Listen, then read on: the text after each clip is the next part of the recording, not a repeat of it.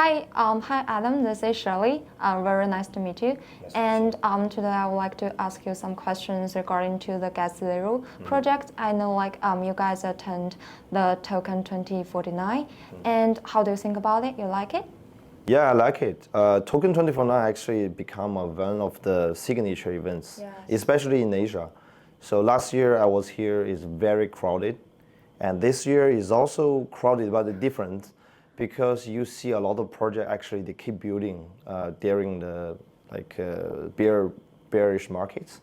And I think one of the things really surprised me is I met several friends that I know them in the industry for 5 years ago, which means there are still a lot of people believe in Web3 and they become the builder. So that's really happy. I think the industry now into the next phase, which attract more high quality people to build.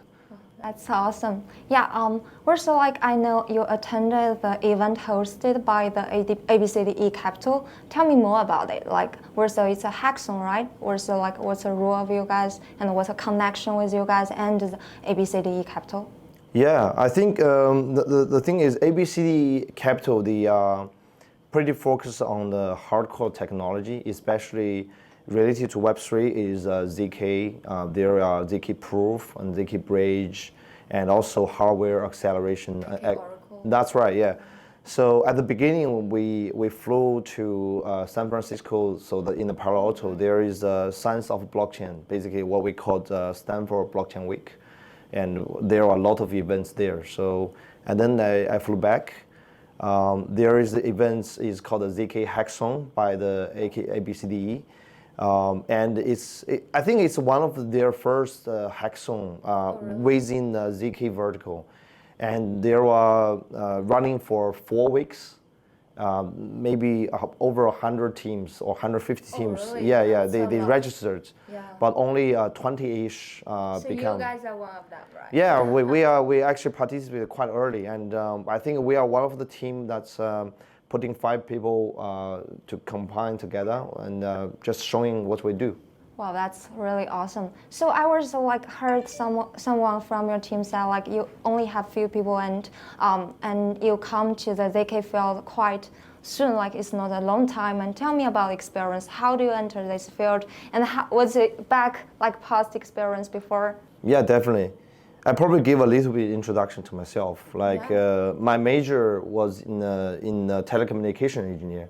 So I kickstarted from fiber networks, and then doing transmission, and then doing 4G LTE, and then is enterprise IT. So every step I move from my career or my entrepreneurship is one step closer to the customer. So, and I think I get a very big sense of success when I do something a lot of people to use. So, and when we jump into crypto back to 2018, actually we did a lot of things related to the data, and also related to the computation. And the whole team, we all come from the gaming industry, part of the technical team.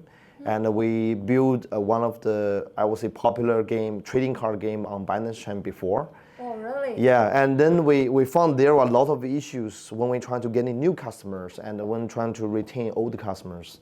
So we jump to the infra side. We see where we can find an infrastructure that can help us to solve the problem. Unfortunately, in the end of the last year is really hard. So that's why we decided to do ourselves.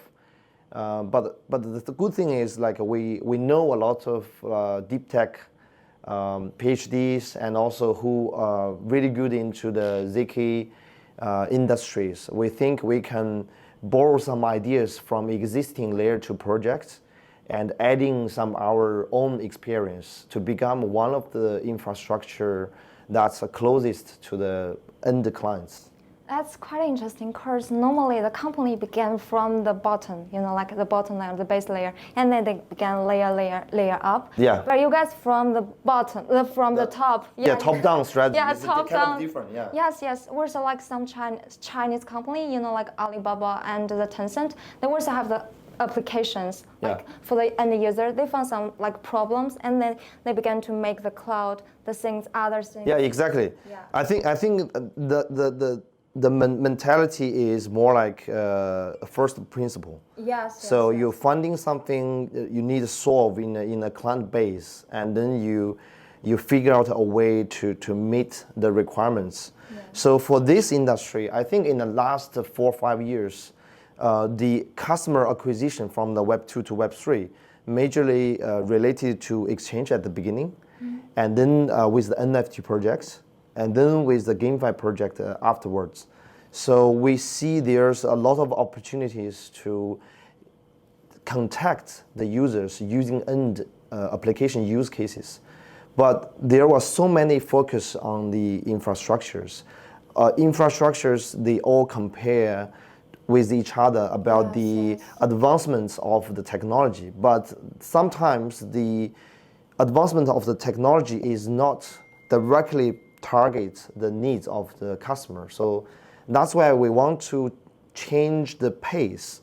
It's like we're funding something, we want to solve it, we move a step closer with the infra.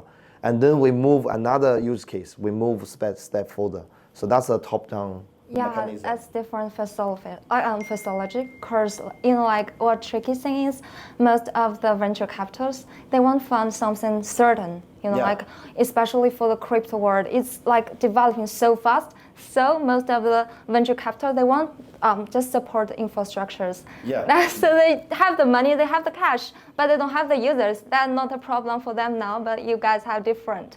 Like you have your applications and you found the problems of it, and you solve the problems according around it. Yes.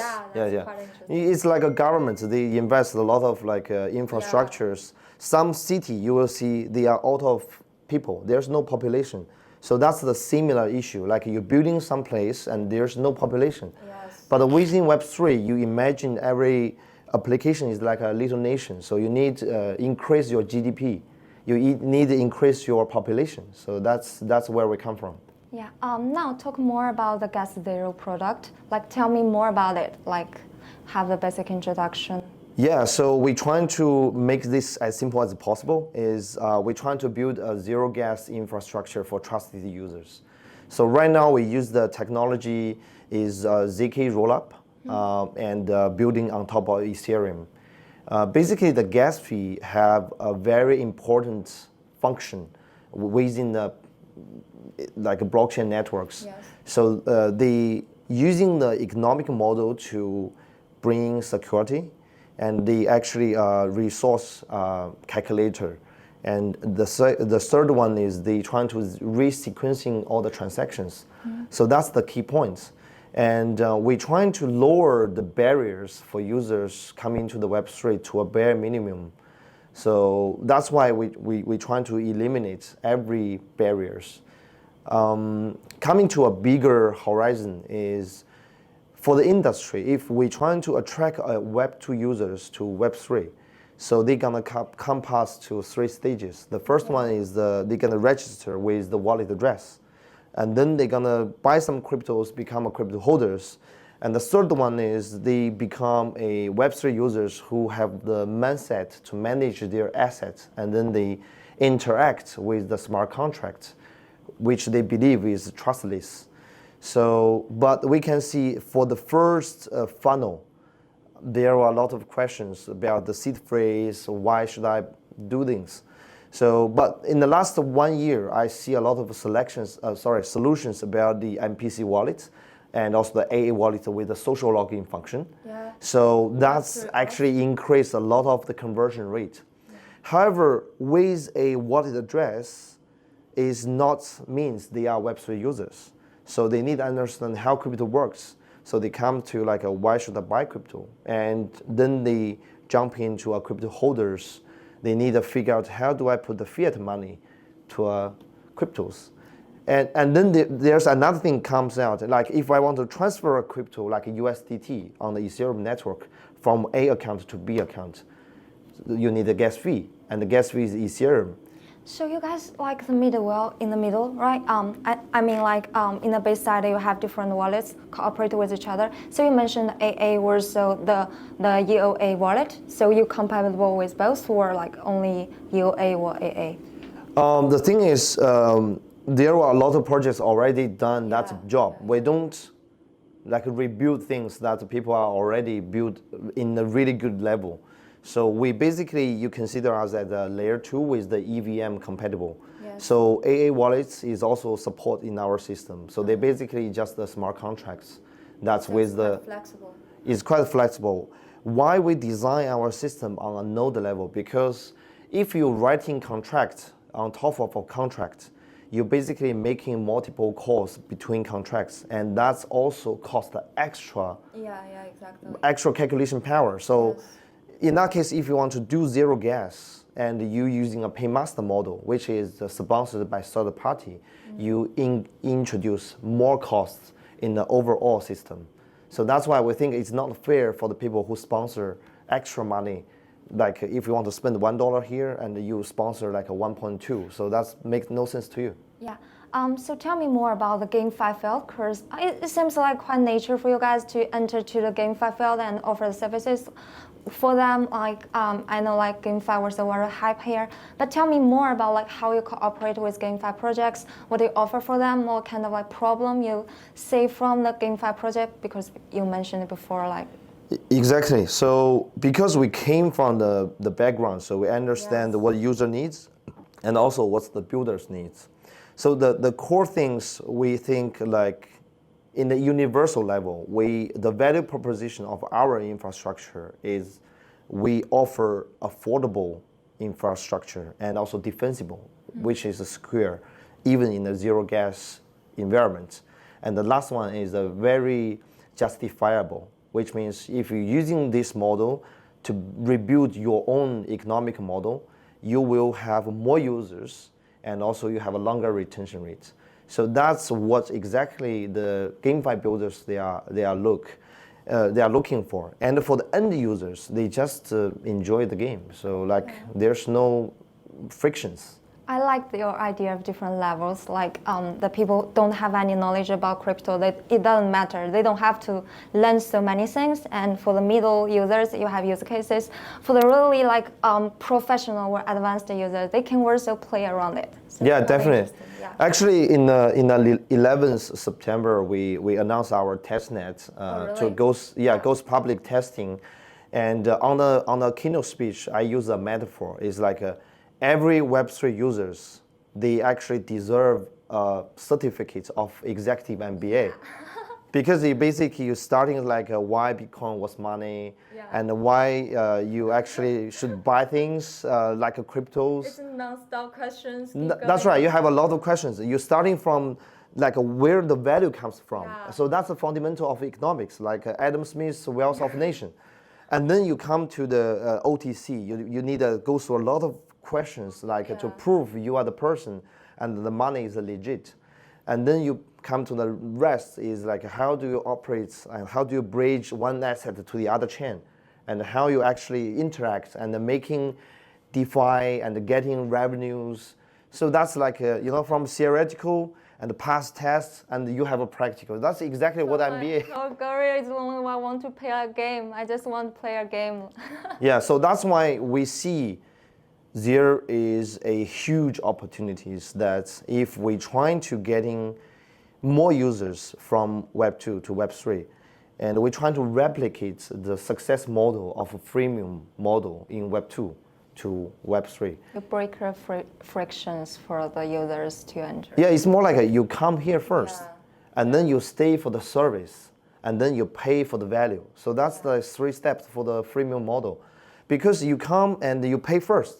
Like people wondering why I should participate. Yeah, exactly. They have this question. Yeah. And it's not about the learning curve, it's about the network effect. We're trying to get more people coming into the space and then creating these webs. So people are teaching, like if you are from one point, you're trying to broadcast, it's really hard for you. But if you have a lot of people are discussing and you're learning, so you will create a network effect. So that's what we are looking for. And the best use case starting from the GameFi, SocialFi, and then because the blockchain network is a network of transactions. Yeah. So the DeFi and the DEXs, they are fundamental things in here. They just everywhere within the network. And then afterwards is about the stable coins, is like a liquidity to help unify all the ecosystem within the infrastructure. Yeah, exactly. So at last, I would like to ask you, like, do you have any juicy details for the users or for the friends or for the community that they can looking for? Well, like, when you're gonna have, you already mentioned that you're gonna have the testnet very soon. So any other like details you want to release? Yeah, right now we basically launching our testnet on Ethereum Goerli, like we're building on the testnet. And within the next 3 months, we're gonna launch roughly 20 to 30 dApps. And there is a lot of like interaction tasks and yeah, like people can experience. And even though you can like maybe attack our network, just to try the robustness. That's dangerous. Yeah, that's why like we break things, we fix things. And then exactly. as long as we break as many as we can, so we can understand where we should put more things, more resources to attach to it. Before we go to next year, maybe in the Q1, we're trying to do our mainnet alpha launch. And yeah, that's very exciting news for me. Yeah, that's really great. So at last, like, what if the community members or your like some friends want to know more details? You have any information or website links or your Twitter account? What's the address of it? You want to tell me? Yeah, thanks for asking that. Actually, but it's quite straightforward because we could GasZero. So the website is GasZero.com, and on the Twitter is it's a 0x GasZero. So that's very straightforward. You can search it. We have every details, and in addition, we actually have two things very interesting. One thing is we have a co-learning community. Helping us, yes, we publish every day to help us to understand how Zk technology can help every day everyone in the daily life. And also, we have a little tool called the Gas Mirror. What is it? Yeah, the website is called GasMirror.com, and Gas Mirror is the tool to let you search how much gas you exactly you spend in the last few years in across different channels. That's awesome. And it just take 5 minutes. Sorry, 5 seconds. I mean, like what the gas you spend? The total gas you spend. And even we right now in the version 1.2 and in the version 1.3, you can it's more like a bill reports.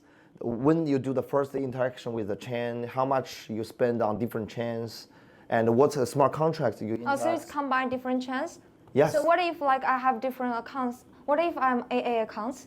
Yeah, AA accounts is not supported at this point, but for the EOA accounts, we support Ethereum, Binance Chain, and our Arbitrum at this point, and we're gonna support. Awesome. This is an excellent educational way for the end customers to let them know like how much gas you spend in total that can be saved on GasZero.